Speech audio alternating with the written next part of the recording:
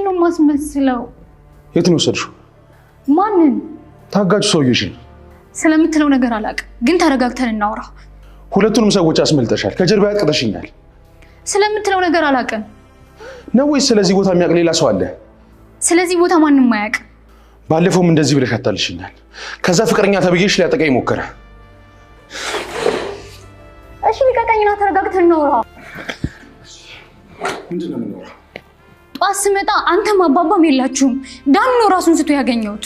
ኧረ እባክሽ የምትፈልጊውን ካደረግሽ ወይም ካስደረግሽ በኋላ የምፈልገውንማ እኮ ካንተ ጋር ነበር እያደረኩ ያለሁት። እባክህ ተረዳኝ። ሰውየውን ወስደሽዋል? ሰውየው እኔ ጋር የለም። እቤቱም ሂጄ ነበር፣ የለም። ገለው ከሆነ ንገረኝ። ስለዚህ ገንዘቤን አንድ ባንድ ቁጥርሽ አስረክቢኝ። ስራውን በጥንቃቄ መች ሰራህና የምከፍልህ? ገንዘቤን አምጪ ብዬሻለሁ፣ አምጪ። እኔም ነገርኩህ። አባባን ከወሰድክበት ካልመለስክልኝ ከኔ ጋር የምታገኘው ገንዘብ የለም። አረ እንደዛ ነው? ጥሩ፣ አንቺን በምበቀልሽ እበቀልሻለሁ። እሺ አባባን የት አደረግከው? ገድዬዋለሁ። ምን? አዎ እኔ እኮ ለውለታ ብዬ አይደለም ያደረኩት። ለአባዬ ያለኝን ፍቅር ታውቃለህ። ሰውነቱ ጤናው እንዴት ነው? ትንሽ ተጎሳቅሏል፣ ግን አሁን ሁሉም ነገር ሰላም ይሆናል። ካልሆነ ወደ ቤት ይምጣ እንጂ ጋርድም ቢሆን ቀጥሬ እከታተለዋለሁ። ጋርድ ድረስ እኮ መሄድ አያስፈልግም። እንዴት? በህግ በአግባቡ ቲናን ማስያዝና ከህይወታችን ገለል እንድትል ማድረግ አይሻልም? እሱንማ ሞክረን እኮ አቃተን። ካሌብ፣ ሁሌም ቢሆን እኮ መፍትሄ አለ። ከኛ የሚጠበቀው ማሰብ ብቻ ነው።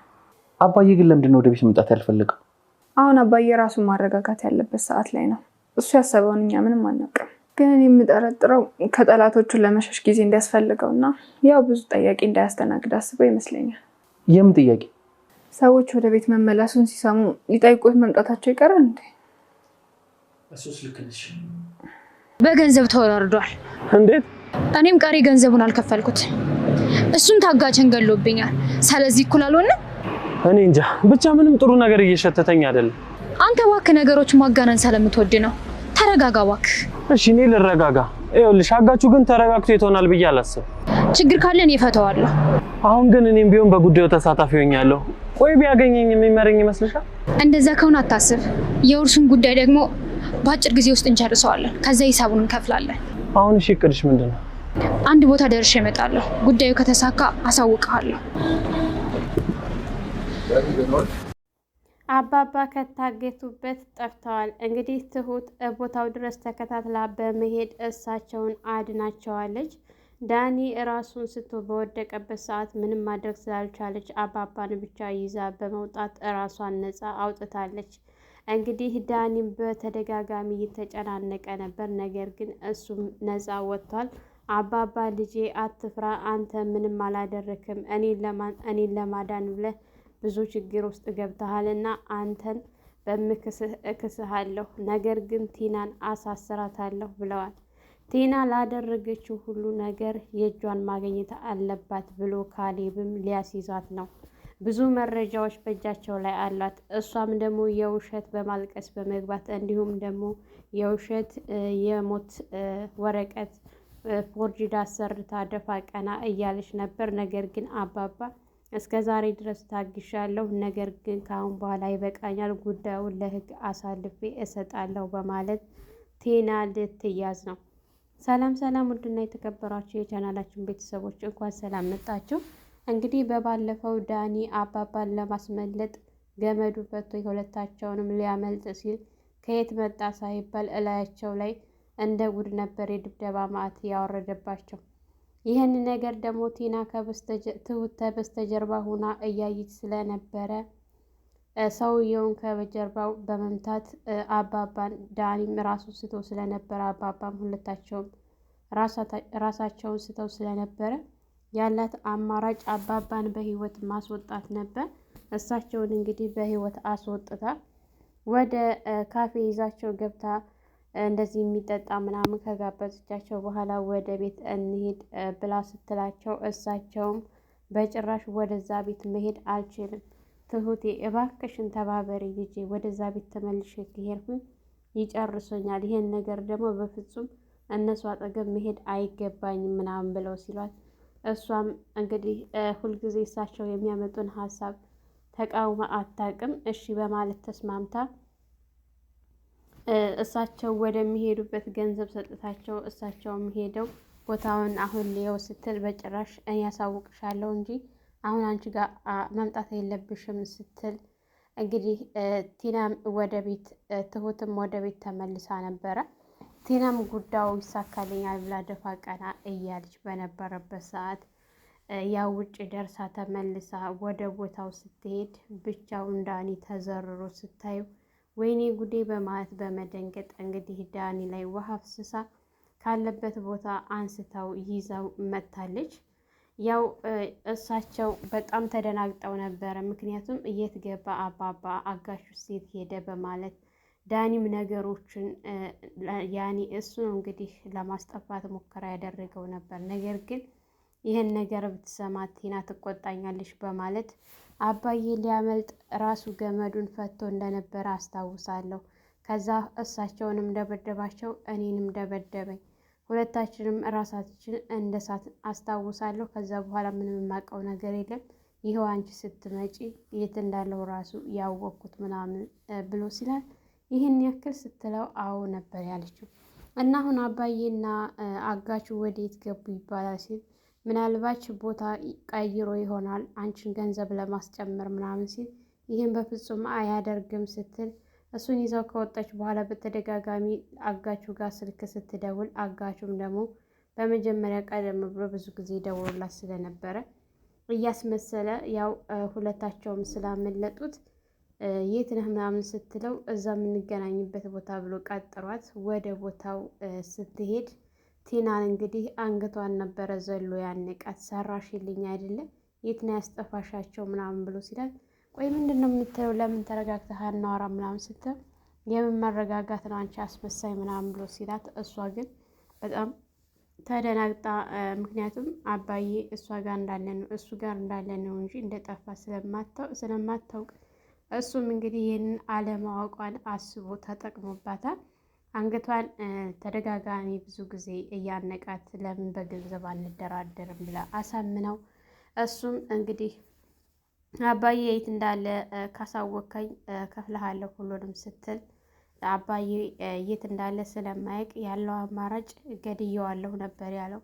እንዴት ገደልከው? እኔ እኮ ግደል አላልኩህም ስትል ምንም ማድረግ አልቻልኩም ነበር ገደልኩት። እና ታዲያ አሁን የት ነው ሬሳው ሲል እስከ ዛሬ የሰራሁበትንም የሬሳውንም እጥፍ አድርገሽ ከከፈልሽኝ ሬሳውን ማግኘት ትችያለሽ፣ ያልበለዛ አትችይም ሬሳ ማግኘት ሲላት ቀጥ ብላ ወደ ዳኒ ጋር ሄዳ ዳኒን እንግዲህ አባዬ በህይወት የለም ገድየዋለሁ ብሎ አለኝ እንዴት እያለ ነበረ። ቆይ እኮ የደበደበን እኮ ለዚህ ደረጃ የሚያደርስ አልመሰለኝም ነበር፣ ግን እኔ ራሴን ስለሳትኩኝ ከዛ በኋላ እኔ ከወደኩ በድጋሚ መቶት እንደሆነ እንጂ የመጀመሪያው አመታት ለሙት ያደርሳል ብዬ አላስብም ነበር ምናምን ሲል ገድየዋለሁ ብሎ አለኝ። እንግዲህ ደግሞ እሱን የሬሳውን ለማግኘት ደግሞ እጥፍ ገንዘብ ጠይቆኛል። እና አሁን ታዲያ ቤት እንዴት ነው ሄደን የምንናገረው ስትል እኔ በጭራሽ መሄድ አልችልም እዛ ቤት አንተ ሄደህ እንደምንም ብለህ መንገር አለብህ ስትል እሱም ያው አይኑን በጨው አጥቦ ወደ ትሁት ጋር ነበር የሄደው። እንግዲህ ትሁት ጋር ሄዳ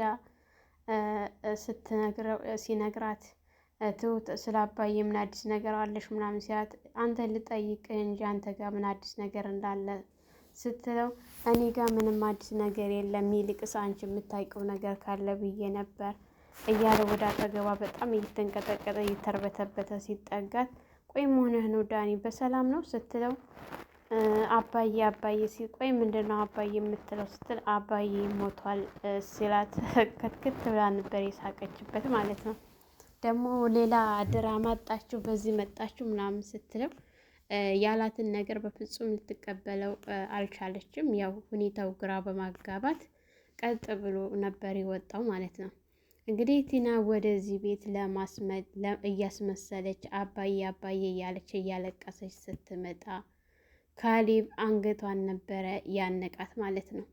ካሌብ አንገቷን ሲያንቃት ቆይ ምንድን ነው አባዬ እኮ በጣም አዛኝ እኮ ነው ምናምን እያለች ስታለቅስ አታስመስይ ነግሬሻለሁኝ ምኒቱ አስመሳይሽ ምናምን ብሎ ሲላት እንዴት ነው ምናምን እያለች በቃ በጣም ስታስመስልና ስታለቅስ፣ ነገር ግን ካሌብ በጣም ተናዶባት። ምክንያቱም እንዳልሞተ መጀመሪያ ትሁት ነግራው ስለነበር የእሷ አስመሳይነት ግን ገርሞት ነበረ ማለት ነው።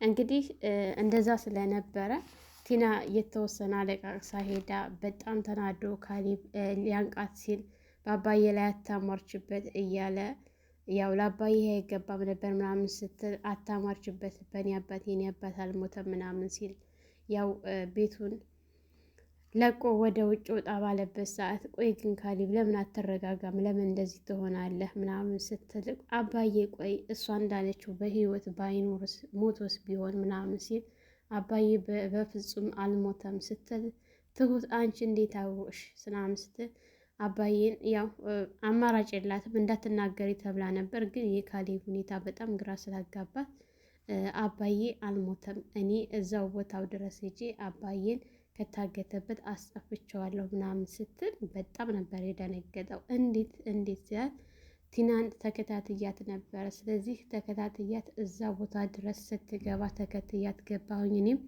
እንዳጋጣሚ ልጁ ወጣ ብሎ ነበረና ዳኒና አባዬ ሊያመልጡ ባለበት ሰዓት እሱ ሲደበድባቸው ሳይ እኔ ራሴ ወደኋላ አፈገፈኩኝና አመቻችቼ እሱን መትቼ አባዬን ይዤ ወጥቻለሁ ምናምን ስትል እና ታዲያ አባዬ የት ነው ምናምን ሲል አባዬ ለጊዜው እዚህ መምጣት አልፈልግም ብሏል። አሁን ከመጣሁኝ የባስ ይገሉኛል እና ነገሮቹ እስከሚረጋጉ ድረስ ማንም ሰው በዚህ ጉዳይ ላይ ማወቅ የለበትም፣ ለካሌብም እንዳትናገሪ ብሎ ነበር። ግን አንተ ሁኔታህን ሳይ መረጋጋት አልቻልክም። ስለዚህ አባዬ በህይወት አለ ስትለው አባዬ በህይወት ካለ ማግኘት እፈልጋለሁ ወደ እሱ ጋር ካልወሰድሽ ምናምን ብሎ ሲላት እሺ ብላ ያው አሁን እቃ እያጣጠብኩ ነው ስራ አለኝና ስራዬን ሊጨርስ ይዤ እሄዳለሁ ስትል እሺ ብለው ተስማምተው ያው እሳላ ቁጭ ብለው አሁንም መጥታ በድጋሚ ስለ አባዬ ምናምን ስትል ስለዚህ ጉዳይ ምንም አይመለከትሽም ውጭ ብሎ አባሯት። እሷም በደስታ እንግዲህ ከዚህ ከቤት ወጥታ ዳኒ ምናሉሽ ምናምን ስሉ ሲያ ተፈለጉ ሬሳቸውን ይታጠኑት እኔ እንደሆነ ምናምን ብላ ወረቀት ፎርጅድ ወረቀት አሰርታ ስትሰጠው ወይ ግን አንቺ እንዴት ነው ይሄን ልታደርጊ የቻልሽው ምናምን ብሎ ሲላት በቃ ዝም ብለህ እኔም ብታይና ብትመለከት ይሻልሃል፣ በጉዳዩ ላይ ምንም መልስ መስጠት አትችልም፣ ነገሮቹ ሲሳኩ ሁሉንም ማሳይሃለሁ አሳውቅሃለሁ ስትል እሺ እንግዲህ ያው እናያለን ነበር። ግን ዳኒ አሁንም ቢሆን እኔ አባዬ በህይወት እንዳለ ነው የሚሰማኝ፣ የሞተ አይመስለኝም እና አሁንም ቢሆን አትቸኩይ እባክሽን ተረጋጊ ሲላት እሷ ግን በጣም በቃ እርግጠኛ ሆናለች በመሞታቸው ማለት ነው። በዚህ ልክ ራስ ወዳድ እኔ ለገንዘብ አሁን በቃ ለውርሱ ይህን ያክል ውርስ እንትንላለን በቃ ስለ ብር ነው አሁን ላይ እሷ ሁሉ ነገሯ። አሁንም ራሱ አልተቀጣችም ከባለፈው ህይወት ማለት ነው። ብዙ ነገሮች እንደዚህ አይነት አጠራጣሪ ነገሮች ከአሁን በፊት ብዙ ነገሮች የተከሰቱባቸው አለ። ዳኒ በጣም ተጠራጣሪ ነው፣ ለነገሮች አይቸኩልም። እሷ ግን በጣም ችኩል ናት። የውሸት ወረቀት አሰርታ መጣች። ካልተቻለም ደግሞ ፎቶውን አንዱ መቃብር ላይ ለጥፈን እናሳያቸዋለን፣ እንዲሁም ደግሞ አንዱን ሬሳ ከሆስፒታል አምጥታ እንሰጣቸዋለን ምናምን በቃ እያለች ያለችው ማለት ነው። በጣም የምትገርም ሴት ናት። ዳኒ ግን እኔ ይሄን ነገር ምንም ደስ አላለኝም እና ብንረጋጋ ይሻላል ምናምን ብሎ ሲላት እሷ ግን በፍጹም መረጋጋት አያስፈልግም፣ እኔም እንግዲህ ድርሻዬን እካፈለዋለሁ፣ እሱ አልሰጥም ብሎ ነበረ። በመሞቱ አልተጸጸትኩም፣ ደስ ብሎኛል። ምክንያቱም ብሩን ይሰጠኛል ብዬ ተስፋ አድርጌ ነበረ።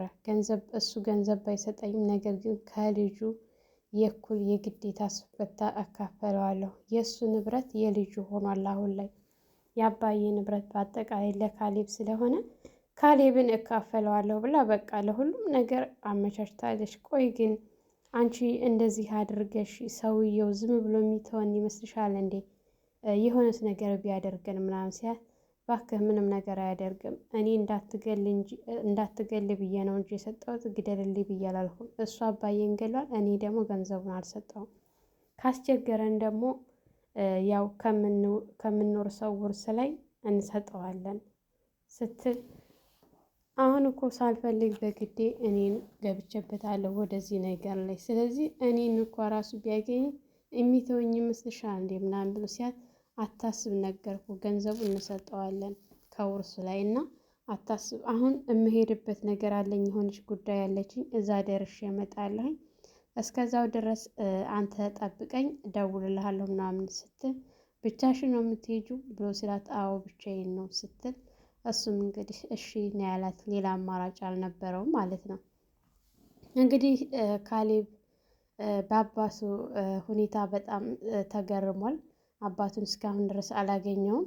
ዳኒ በነገሮቹ ላይ በጣም ተግዞ፣ ምክንያቱም አባዬ መሞት የለበትም እያለ ባለበት ሰዓት የካሌብ አባት ነፃነታቸውን እያወጁ አየር እየወሰዱ ባለበት ሰዓት ዳኒን ምክንያቱም ችግር እንዳይደርስበት እሱ ለኔ ብሎ ብዙ ዋጋ ከፍሏል እና ዳኒ ምንም አይነት ችግር መድረስ የለበትም ብሎ ተከታትለው ወዳለበት ቦታ ሄደው ካሌብ እንግዲህ ዳኒ እንዴት ዋልክ ብለው ሲሉት ዳኒ ከየት መጡ ብሎ በጣም ደንግጦ አባዬ በህይወት አለህ ነበር ያለው ማለት ነው። አዎ ልጄ አለው፣ በአንተ ኃይል እዚህ ደርሻለሁ ምናምን ብለው ተቃቅፈው በጣም ደስ በሚል ሁኔታ ነበር ያለቀው።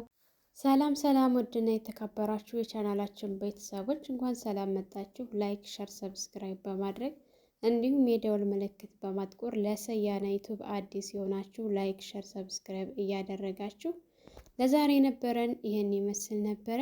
በሌላ ቪዲዮ ተመልሰን እስከምንመጣ በያላችሁበት ሰላማችሁ ይብዛ። ሀገራችንን ሰላም ያድርግልን። ዞሮ መግቢያችን መመለሻችን ሀገራችን ነውና ሀገራችንን ሰላም ያድርግልን እያልኩኝ ለዛሬ ይህን ይመስል ነበር። መልካም ቆይታ ይሆንላችሁ።